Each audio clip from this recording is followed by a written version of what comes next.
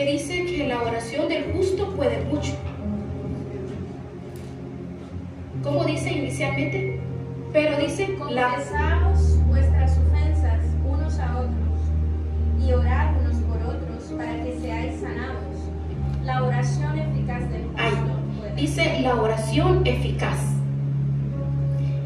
La oración eficaz, porque muchas personas omiten ese pedacito. La oración eficaz. He titulado este tema, basta no dependas de un hombre. Aleluya. Es un tema bastante. La efectividad del ser humano nos habla, por ejemplo, nuestro Señor Jesucristo en el Sermón del Monte nos enseñó a nosotros una oración modelo, que es el famoso Padre Nuestro. En esa oración, allí edificamos todas nuestras oraciones personales. Y si vemos todos los salmos nos hablan de oraciones cantadas en adoración, oración en momentos de desesperación, de angustia, de terror, de enfermedad, y todas las oraciones basadas en derramando el corazón. Y Santiago 5:16 nos habla de la palabra eficaz.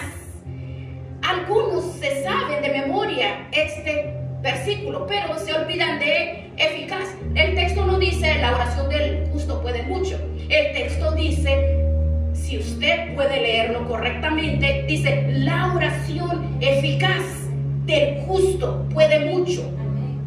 Y luego nos da a entender la escritura que hay oraciones que no pasan del techo, que no son eficaces, porque no reúnen las condiciones, no tienen los ingredientes bíblicos para que sea una oración efectiva, poderosa y que obtenga los resultados. Porque no es solamente nos alegra saber que nuestro Dios, cuando oramos, Él nos escucha, Él nos oye, sino que nuestro Dios responde a la oración que tú y yo hacemos. Y esta es la confianza que tenemos en Él, que si pedimos en su nombre conforme a su voluntad, Él nos oye. Y si nos oye, sabemos que tenemos todas las peticiones que nosotros le hemos hecho. También la palabra del Señor nos dice que no reciben porque piden mal. Luego hay una forma de pedir, pero piden mal porque incorrectamente se pide. Entonces no reciben respuesta, no hay resultado. Lo bueno de la oración es que lo podemos hacer en cualquier lugar, a cualquier hora y en cualquier postura. Por ejemplo, notamos cuando fue derramado el Espíritu Santo en el día de Pentecostés, Hechos capítulo 2, estaban, dice, unánimes, juntos, sentados. Es curioso que estaban sentados. Usted se imagina, de repente estaban de rodillas, de pie, tirados en el suelo, postrados. Pero vemos que nosotros podemos orar sentados, podemos nosotros orar de pie, postrado en una cama, podemos orar en cualquier postura. Y Dios escucha la oración de la persona que lo está haciendo. No tiene que ir particularmente a un lugar para que Dios nos escuche y responda nuestras oraciones. Podemos orar en nuestro carro, en el hospital, en la casa, en la calle, en el trabajo, caminando por la calle, mientras estamos cocinando, haciendo nuestros quehaceres. La oración de cualquier postura y en cualquier lugar y a cualquier hora.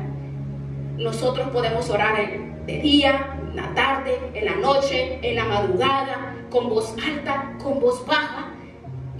Nos describe que la oración es poderosa porque Dios ha puesto tan fácil, accesible para nosotros esa comunión, esa intimidad con Él, para que nos podamos nosotros comunicar con Él en la postura que estemos. Imagínense que el Señor diría, solamente le voy a escuchar si van a determinado lugar, como antes, ¿verdad? Que Dios no había nacido en nuestros corazones, que uno buscaba lugares específicos, pero hoy no hay barreras. No hay barreras. El velo se rasgó de arriba para abajo. Vamos directamente donde el Señor. Bien, vamos a ver 3 ejemplos de oración. Y podrá decir, pero ¿qué tema? El tema es, basta no dependas de un hombre.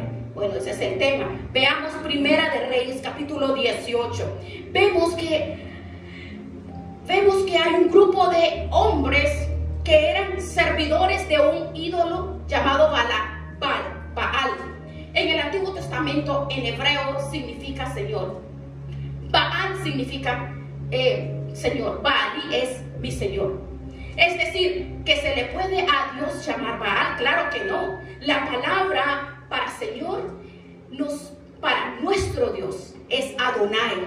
Adonai, ese es el nombre. Pero Baal significa Señor con letra minúscula, pero Sara dirigía, refiriéndose a su marido como Señor. ¿Cómo le llamaba? Baal, le llamaba mi Señor, pero no utilizaba Adonai, porque ese es el nombre propio al Todopoderoso, nuestro Dios, al Rey de Reyes. Y estos hombres dicen que oraban y hacían una serie de cosas que aparentemente eran llamativas, pero no eran oraciones eficaces. No obtuvieron resultados. Es más, hicieron el ridículo, pero ni aún así ellos reconocieron que estaban equivocados en su forma de orar y a quién dirigían sus oraciones.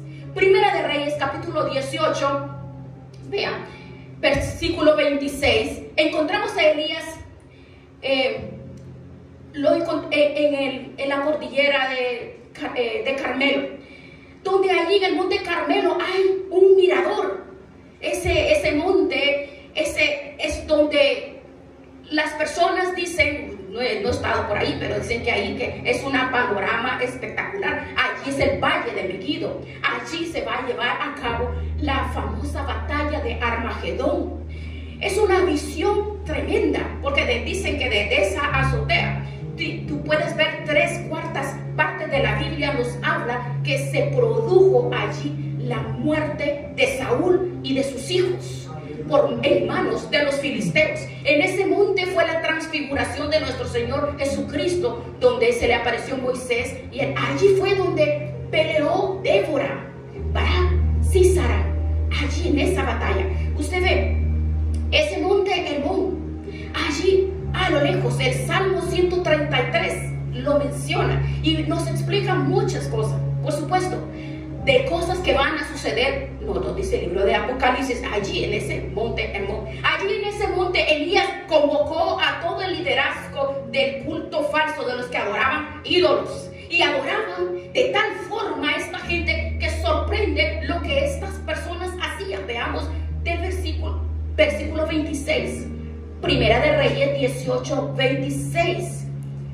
Ellos tomaron el buey que le fue dado y lo prepararon e invocaron el nombre de Baal desde la mañana hasta el mediodía, diciendo: Baal, respóndenos.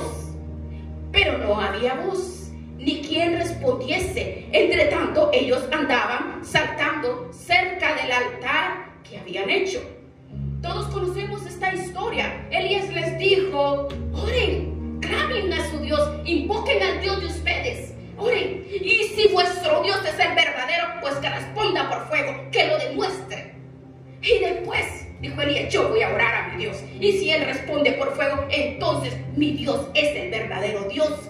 Ellos creían, estaban seguros, pero estaban equivocados. Su creencia estaba equivocada. Ellos gritaban a Baal, gritaban y lo adoraban, y porque era el Dios de ellos, era el Dios de estos. Ellos creían que Baal les iba a responder. No hay nada peor que la fe equivocada. No hay nada peor que la fe pone una persona en algo o en quien no debe de ponerse. Y dice que oraron. Y dice Elías, posteriormente, usted puede leerlo, se burlaba de ellos y les decía: griten, griten. A lo mejor vuestro Dios está meditando, a lo mejor está de camino, está trabajando, está durmiendo, o quizás, bueno, Elías tenía un sentido de humor con ellos, se burlaba. Ellos seguían adorando, estaban convencidos que en Baal tendría la respuesta. Y ellos dice que a grandes voces clamaban, como que sí, gritando, el Dios de ellos los iba a escuchar. Se sajaban con cuchillo, con lanceta, conforme la costumbre que ellos tenían. Dice que se abrían la piel hasta chorrear la sangre. Imaginen. Bueno, las danzas que ellos hacían, gritaban, puros gritos, se desangraron. Ellos decían, no, pero es que nos tienen que escuchar. Pero pasó el mediodía y dice que ellos histéricamente gritaban y gritaban al Dios de ellos. Y llegó el momento de ofrecer el sacrificio, pero nadie respondió. Nadie escuchó nada. A ellos nadie les escuchó. Pero vean, poner la fe en algo equivocado es la desgracia, es el fracaso. Elías les estaba demostrando que estaban equivocados. Ellos estaban confiando mal. A veces muchas personas confían y creen en personas y se equivocan y fracasan. Aquí Elías nos demuestra a nosotros con estos hombres que adoraban a Baal. Les dijo, yo les voy a demostrar al pueblo de Israel que el verdadero Dios es el Dios de Abraham, de Isaac y de Jacob. Yo les voy a demostrar, y que los degolló a todos. En ese monte los degolló a todos. Dios respondió a la oración ¡Aleluya! De su pueblo. Miren, Elías oró y descendió fuego y consumió todo. El poder de Dios, ese poder de Dios, ese es el Dios que tú y yo ¡Aleluya! Adoramos y en el cual creemos. ¡Aleluya! Y debemos estar confiados en Él. Tenemos otro, tipifica otro, cuando nuestro Señor Jesucristo llega, que está destrozada Marta, porque el único hombre de la casa se murió. El presente y el futuro de Marta y María era terrible. ¿Por qué? Porque según se murió Lázaro, ellas tenían miedo de que su situación económica iba de mal en peor.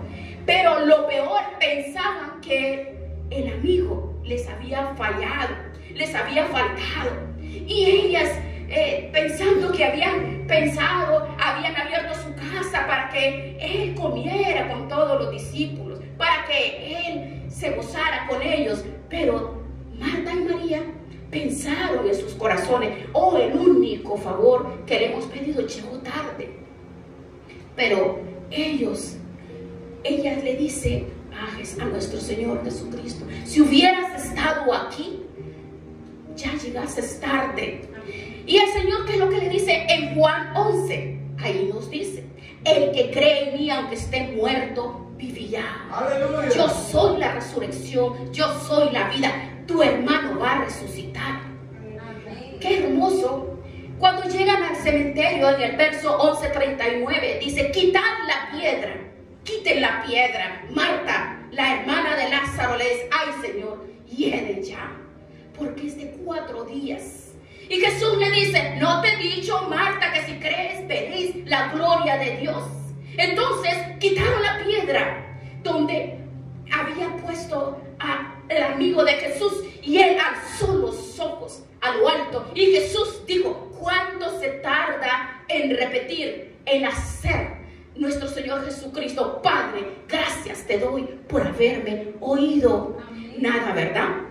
Aquellos, recuerden, 1 de Reyes 18, estuvieron toda la mañana gritando, y Jesús dijo, gracias te doy por haberme oído. Yo sabía que siempre me oye, yo sabía, pero lo dije por causa de toda esta multitud de alrededor, para que crean que tú me has enviado. Y habiendo dicho eso, a gran voz clamó y dijo, Lázaro, sal fuera. Y el que estaba muerto salió vendado, brincando a mi marido, alabando, brincando de brinquitos, porque recuerda que salió todo vendado, ¿verdad? Ahora, sin show, sin espectáculos, que pudo haberlo hecho, pero Jesucristo lo hizo de la forma más sencilla. Simplemente le dio gracias. Un muerto que tenía 4 días metido en el sepulcro salió dando brinquitos por sus propios pies. Ahora, algo tienen estas dos oraciones que hemos visto. ¿Qué es lo que podríamos nosotros llamar o clasificar como oraciones eficaces? Los otros no obtuvieron resultados. Los otros, 1:18, que nos habla, perdieron el tiempo. Elías con una breve oración. Jesús, simplemente dando gracias, obtuvo más que 450 hombres haciéndose daño, gritando como locos y haciendo espectáculo, que fue un auténtico ridículo el que hicieron y que no sirvió para nada. Pero una de las oraciones que vamos a ver ahorita es la que hace una mujer que mucho lo pasó, pero por muchos años, por mucho tiempo, dirá usted, ya no soporto. ¿Cuántos años he sufrido, estoy sufriendo y sigo, desde que tengo uso de razón, sufro y sufro y sufro? No, hay que disfrutar la forma como el Señor nos habla en 1 de Samuel capítulo 1. Vamos a leer esta historia. Vamos a ver, 1 de Samuel capítulo 1, verso 1. Dice que había un varón de Ramataim, de Sofí, del monte de Efraín, que se llamaba Elcana. Era hijo de Jobroam, de Eliú, de Tohu, de Suf, de Frateo. Y menciona todos sus antepasados. Y tenía 2 mujeres. Y la primera pregunta que surge aquí, ay, ¿cómo este hombre creyente a esas alturas? Sabiendo que lo que la Torah enseñaba y sabiendo que Dios creó a un hombre para una mujer y a un hombre para uno, ¿verdad? Pero esta historia, vemos nosotros que a esta altura vemos a personas, ¿cómo es posible que tengan varias esposas, que tengan 2 esposas? La poligamia en aquellos tiempos estaba bien arraigada a las culturas. Era normal en ese entonces que un hombre tuviera varias mujeres. E incluso Elcana, que era adorador de un Dios vivo, no se conformaba con una, sino 2. Luego, bueno, tenía 2 suegras, ¿verdad? No solamente tenía 2 esposas, tenía 2 suegras.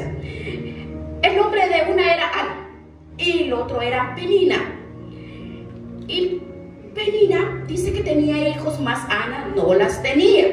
Ahora, había una costumbre que cuando un hombre tenía varias esposas, a una solo la tenía para presumir de la hermosura de la esposa que tenía, y a las otras las tenía para parir hijos, para que de esta manera, digamos, para que se conservara mejor físicamente la que a ellos les gustaba ahí empavonarse.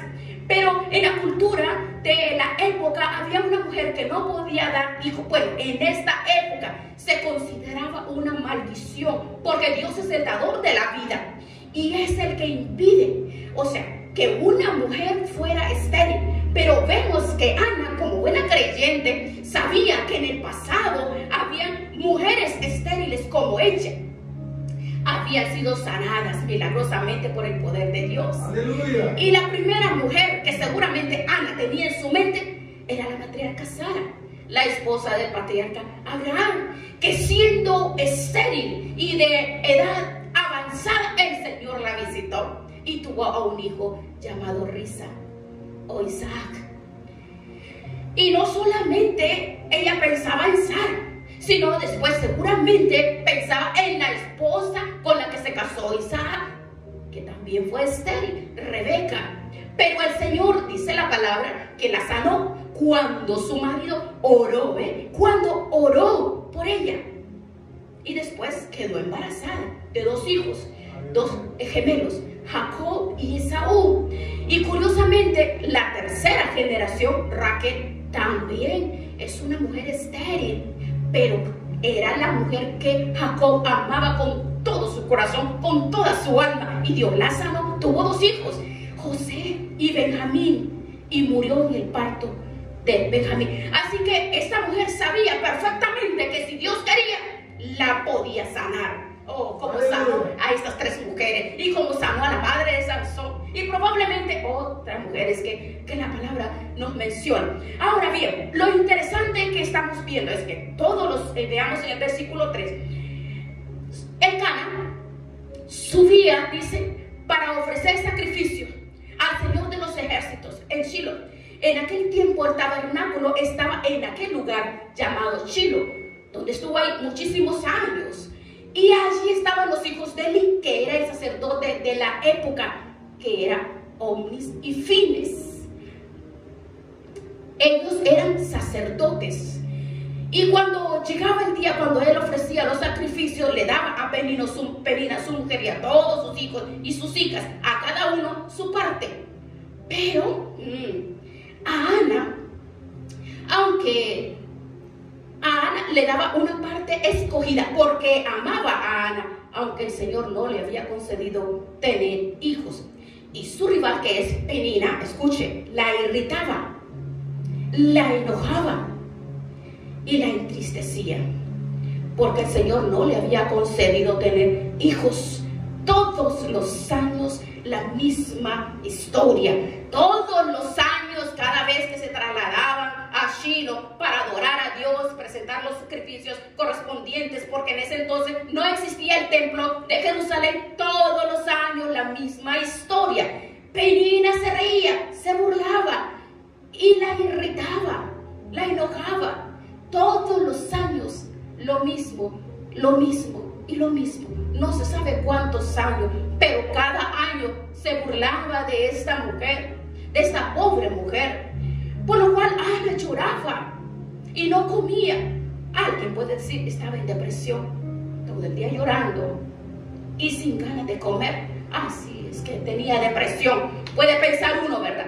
Pero resulta que el responsable, el cabeza del hogar, el que era cabeza del hogar, su marido, el Cana, le hace varias preguntas a la esposa. ¿Por qué lloras, mujer? ¿Por qué no comes? ¿Por qué está afligido tu corazón? Ese hombre bastardo no se dio cuenta de la tristeza de ella, de su esposa. ¿Tú no sabes por qué llora? ¿Cuántos hombres hay que no se dan cuenta por qué su esposa llora? ¿Cuántas personas, cuántas mujeres, cuántas lloran y no saben por qué lloran sus hijos? No saben por qué lloran, no saben por qué, porque no se dan cuenta. El dolor de los hijos, o el dolor de la esposa, o el dolor del esposo. Pero vea, nos habla el Señor.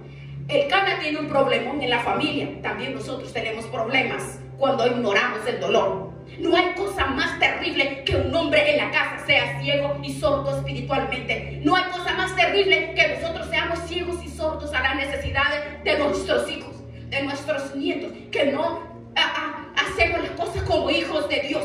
Lo único que sabemos es ¿por qué? ¿Qué te pasa? ¿Por qué lloras? ¿Por qué no quieres comer? Ay, típico, a veces nos pasa a nosotros. ¿Por qué estás afligido tu corazón? Le dice el Cana. ¿No soy mejor que 10 hijos? Ah, no, claro que no. El lugar de un hijo no lo cubre un hombre. Oh, no, le dice Ana, no te soy mejor que 10 hijos. Pobre mujer, ¿verdad? Una mujer creyente que lo pasó tremendamente mal, que tiene un marido que es cero a la izquierda, que no se entera del dolor, de la frustración, del dolor que esta mujer ha tenido tantos años y que únicamente le reclama y le dice: ¿por qué estás chillando? ¿Qué será el lloriqueo que tienes? Pero ve el versículo 9, vea lo que pasó en el versículo 9, aquí cambia todo. Dice, se levantó, dijo, basta, no más, ya no aguanto más. Voy a salir de mi círculo vicioso del lloriqueo, de la tristeza, del lamento, del enfado, del desánimo. Voy a levantarme. Y dijo, basta, me levanto y voy a hacer lo que tengo que hacer desde hace muchos años. Se levantó Ana. ¿Después de qué? Después de que comió, bebió. Y mientras el sacerdote Elí estaba sentado allí en el templo, ella con amargura de alma oró al Señor y ardientemente clamó al Señor. Y estaba muy mal, pero oró y dijo, basta. No, la palabra no dice, ¿qué es lo que nos dice? Ya es hora de levantarse del sueño, ¿verdad? Levántate, tú que duermes, levántate. Porque si tú te levantas, levantas tu familia. Todos los años vemos a esta mujer, todos los años, la otra pinchándole, riéndose, burlándose de ella. Se burlaba, la hacía, la humillaba.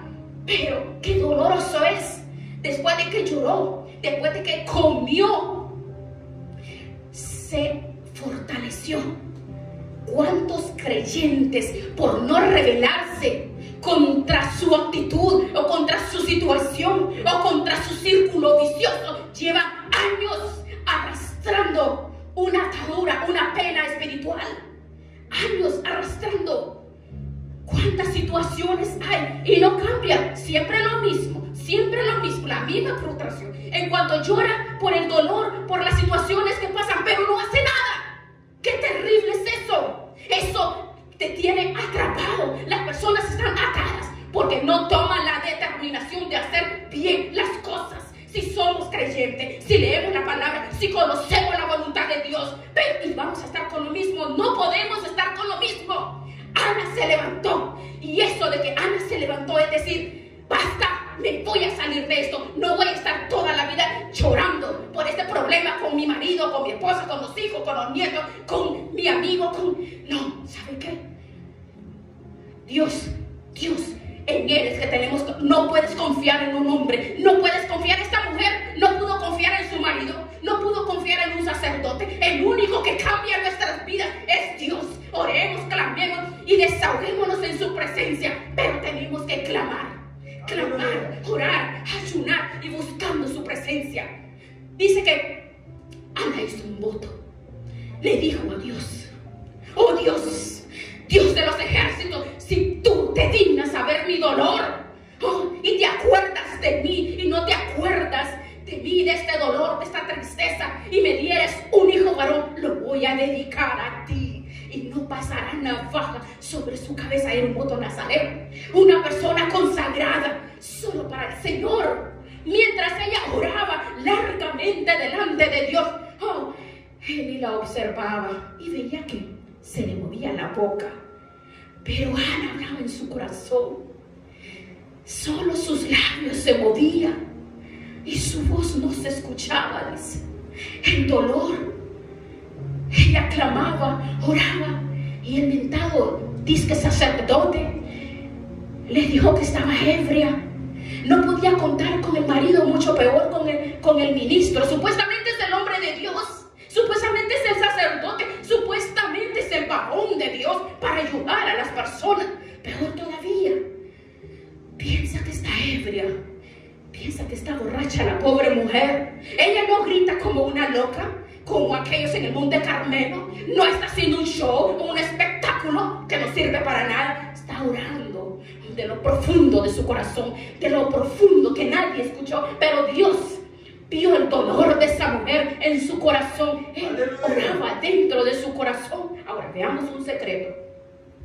Tú no necesitas gritar ni decreñar a nadie para que Dios te escuche. No, a los sordos sí hay que hablarles fuerte, pero a Dios, Él no está sordo. No podemos gritarle. A Dios se le habla con respeto, y Dios escucha la oración, aunque apenas se escuche. Aunque vea a esta mujer, aunque la tuvieron por ebria. Vean el versículo 14, véalo. Le dijo Eli: ¿hasta cuándo estarás ebria? Digiere tu vino. Y Ana le respondió: no, Señor mío, yo soy una mujer atribulada de espíritu. Vea la condición, está atribulada, está hecho polvo, está amargada, está con mucho dolor, mucha tristeza en su corazón, por toda la tragedia, por la herida, por el sufrimiento. Que no nos impida a nosotros en el dolor que estás traspasando, las pruebas que tienes en tu vida, que nada te frene, nada te detenga. Dice: ve a los pies del Señor, así como esta mujer. ¡Aleluya! Le dice: no he tomado vino, no he tomado sidra, he derramado mi alma. Ese es el secreto, derramó su alma delante del Señor. No tengas a tu sierva como una mujer impía, le dice, por la multitud de mis congojas, de mis aflicciones, de lo que he atravesado. Ahora ve el término que usa esta mujer. En esta forma como ella habló en el texto hebreo, dice: no tengas a tu sierva por una mujer impía. En otras versiones es como mujer mala, en otras como mujer pecadora, en otras como mujer pecadora, pero en ninguna se ha traducido lo que dice en el texto original, que dice: no tengas a tu sierva por una bat Belial. La palabra bat en hebreo significa hija, y Belial, vea por qué le está diciendo esto, es un nombre que recibe Satanás en la Biblia. En el Nuevo Testamento lo encontramos: no os unáis en un yugo desigual, porque ¿qué comunión tiene la luz con las tinieblas? ¿O qué comunión tiene Cristo con Belial? Con Satanás. Ella le está diciendo: yo no soy una hija de Satanás. Aquí no es traducido por mujer impía, pero realmente ella le dijo: yo soy una hija de Satanás. Y entonces él le responde: ve en paz y el Dios de Israel te conceda la petición que has hecho. Ahora veamos algo interesante que tenemos que entender. ¿Por qué? Porque dijo: no soy una Belial, yo no soy una hija de Satanás. Pero vea, pase la página y vea en el capítulo 3, veamos versículo en el 2:12 dice: los hijos de Eli eran hombres impíos y no tenían conocimiento de Jehová. Ve, léalo.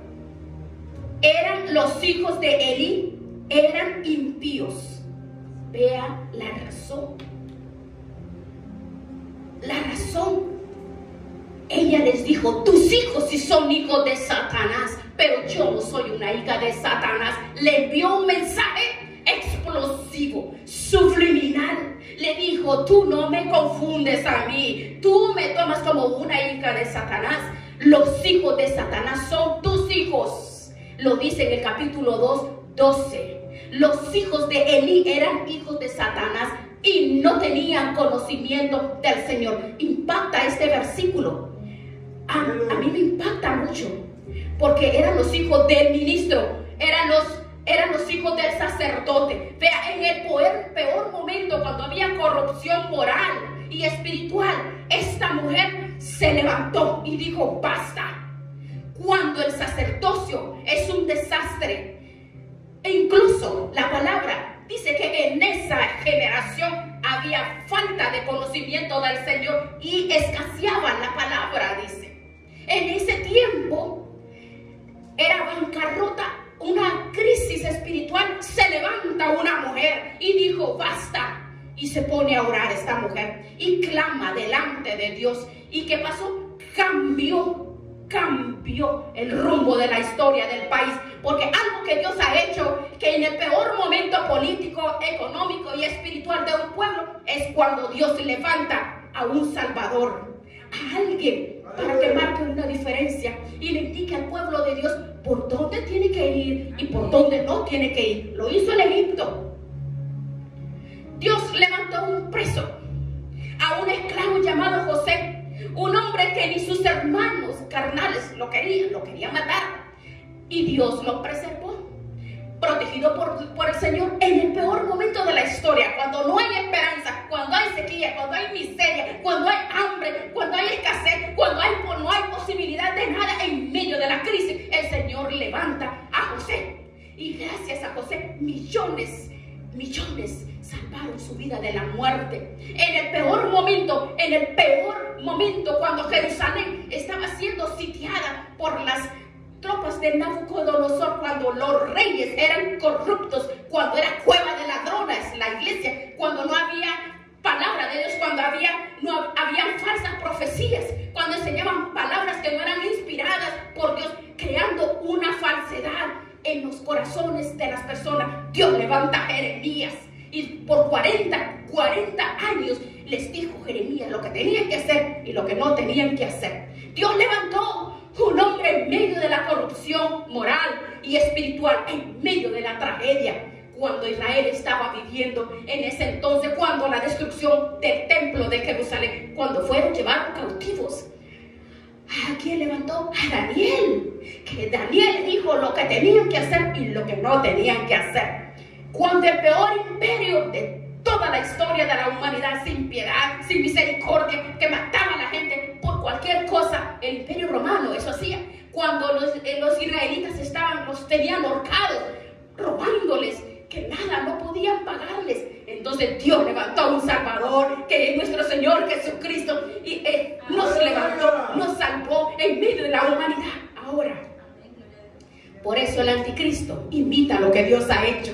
En el peor momento de la crisis, cuando todo esté destrozado, sin esperanza, sin solución, cuando el dinero no valga nada, cuando una barra de pan cueste el sueldo de todo un día, de todo un mes de trabajo, entonces se levantará el anticristo para ofrecer al mundo paz y seguridad. Vean, es en los peores momentos de la historia, cuando escasea la palabra, cuando hay corrupción en el liderazgo, cuando hay falta de palabra, cuando hay manipulación de las escrituras, cuando hay abuso de poder, cuando hay bancarrota, crisis espiritual. Dios siempre levanta a alguien para que marque la diferencia y diga al pueblo y le diga: no es por ahí, no es por ahí, vas a caminar por acá.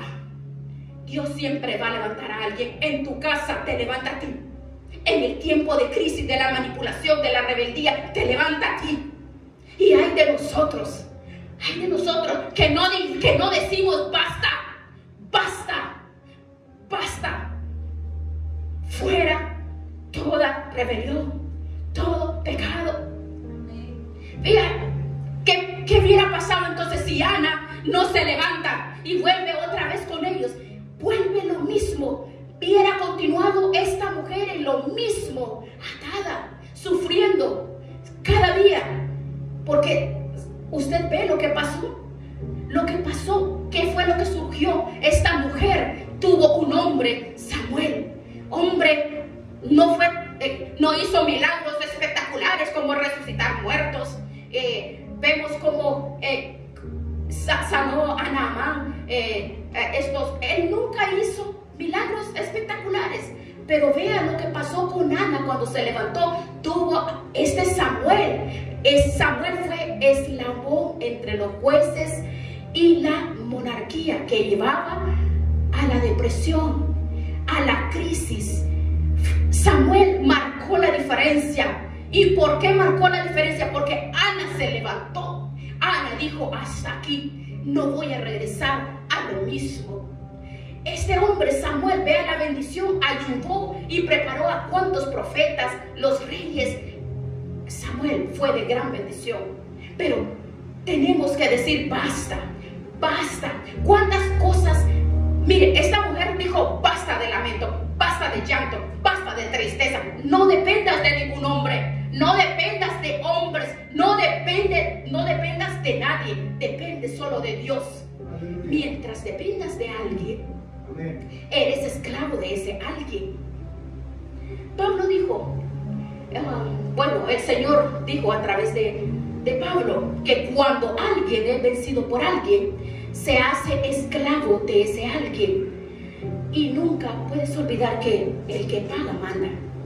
Entonces, a nosotros, ¿quién nos demanda? A nosotros, el Señor nos dice que no debemos de confiar ni depender de un hombre, sino depender del Señor. Porque esta mujer, miren, usted ve que maravilloso, esta mujer se levantó y habló claro, le dijo la verdad a este hombre, le dijo en su cara la verdad, porque le estaba diciendo que era una hija de Satanás. Entonces no tenemos que tener miedo de decir la verdad, porque la verdad libera a las personas, sana las crisis, las personas salen de esa situación que están y vuelven a lo mismo y no salen de esa situación. La vida es un desastre cuando una persona no se levanta.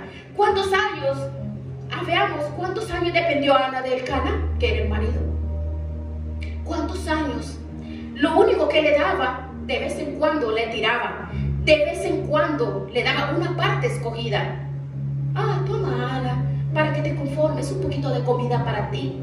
Pero el problema real nunca lo resolvió, porque un hombre que no es de Dios no puede ser el guía de una persona ni el sustentador de alguien para espiritualmente salir de las situaciones. Elcana era un religioso, todos los años adoraba a Dios, pero no pudo solucionar las cosas porque no era espiritual. No pudo solucionarlo porque las personas que no tienen una íntima comunión con Dios son ciegos, no saben discernir, no saben y no tienen el discernimiento, no tienen las herramientas.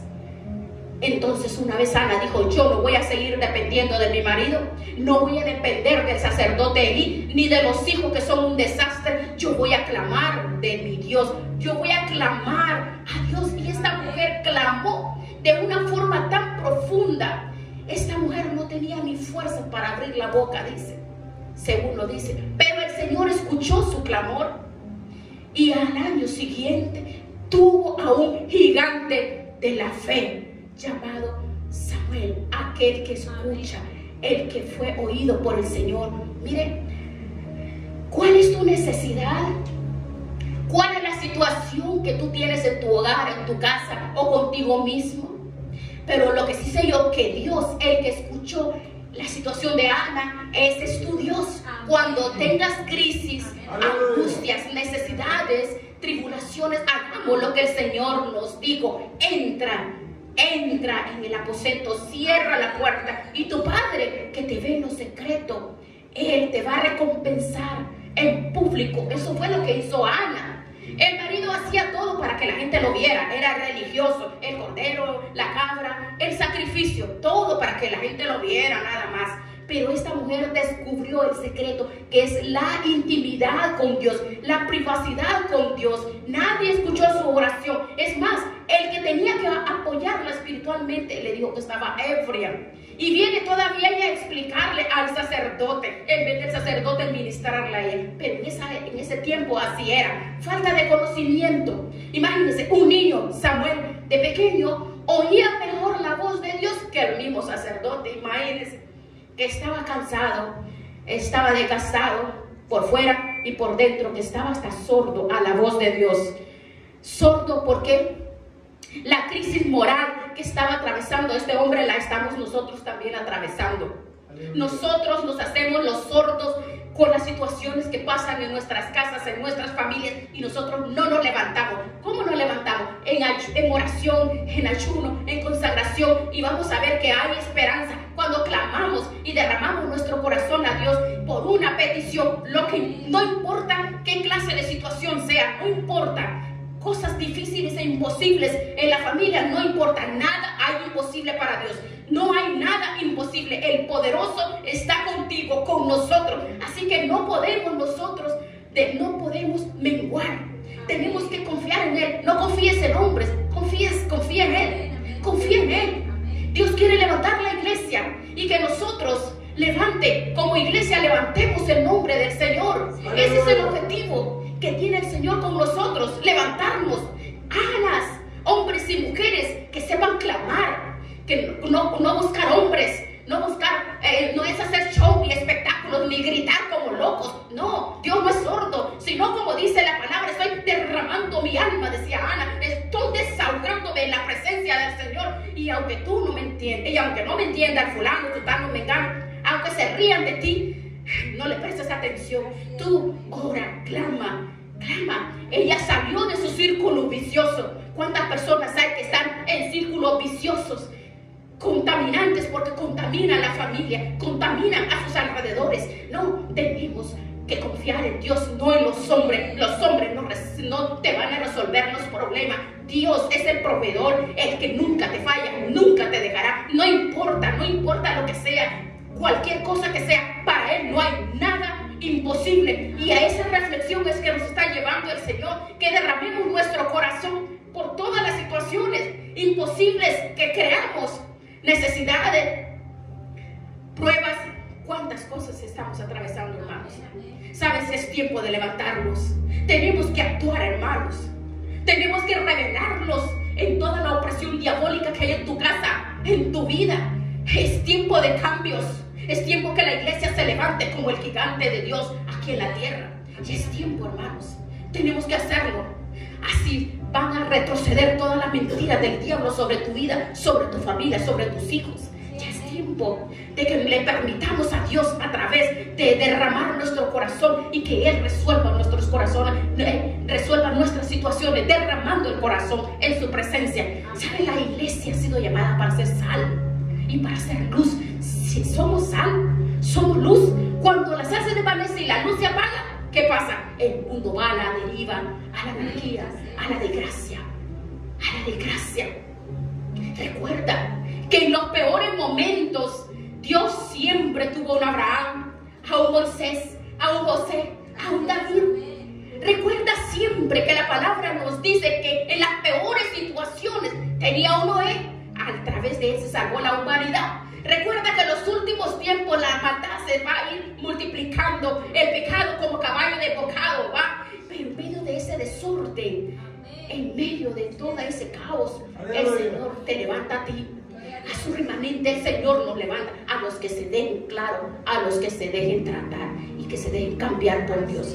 Orémosle, clamémosle al Señor que nos levante para salir del círculo vicioso. Cada quien tiene círculos viciosos, pero Dios dice que conoce todos los pensamientos y todo lo que hay dentro de nuestros corazones, porque Dios quiere ayudarnos. Él no viene a condenarnos, Él no está con una mágana para decir, ay, te voy a dar. No, el Señor quiere que nosotros derramemos el corazón delante de Él y que le entreguemos a Él todas las situaciones, porque los tiempos finales son peligrosos, son difíciles, tiempos de maldad, de perversión, cuántas cosas, de bancarrota espiritualmente.